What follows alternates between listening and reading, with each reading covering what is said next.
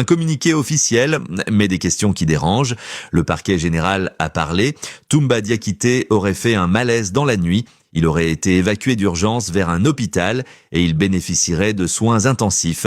Sur le papier, tout semble clair, propre, maîtrisé, rassurant. Mais quand on regarde de plus près, quelque chose ne colle pas parce que ce communiqué dit certaines choses, mais surtout, il en oublie d'autres. Et pas des moindres. Première zone d'ombre, les circonstances. On nous parle d'un malaise, très bien, mais dans quelles conditions ? À quelle heure exactement? Dans quel état a-t-il été retrouvé? Qui était présent? Silence total, aucun détail, comme si l'essentiel devait rester flou. Deuxième point, la preuve médicale. On nous dit qu'il est hospitalisé, qu'il reçoit des soins intensifs, mais où sont les éléments concrets? Aucune image, aucun bulletin médical, aucune déclaration d'un médecin, rien, juste une affirmation. Et dans une affaire aussi sensible, une affirmation ne suffit pas. Troisième point, le plus troublant, le dispositif.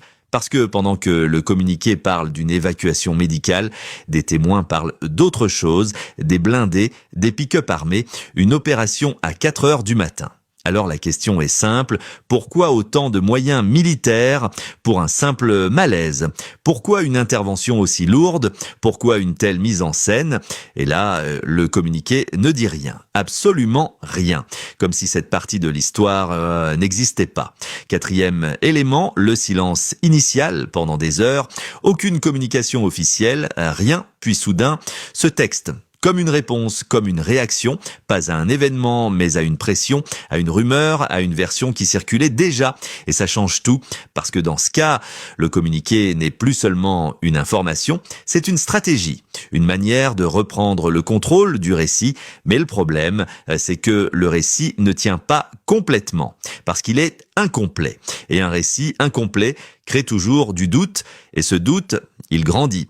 Pourquoi ? Parce que les gens ne sont pas naïfs, ils voient les contradictions, ils remarquent les absences, ils sentent quand quelque chose manque. Et ici, ce qui manque est énorme. Pas d'explication sur l'opération, pas de transparence sur l'état de santé, pas de cohérence entre les faits et la version officielle. Alors forcément, les questions s'enchaînent. Est-ce qu'on nous dit toute la vérité ou seulement ce qu'on doit entendre? Est-ce que ce communiqué explique ou est-ce qu'il cache?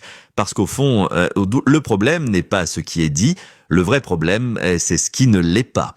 Et parfois, dans les affaires les plus sensibles, ce qui n'est pas dit est bien plus important que ce qui est annoncé. Alors aujourd'hui, plus que jamais, une question s'impose, qu'est-ce qu'on ne veut pas nous dire ?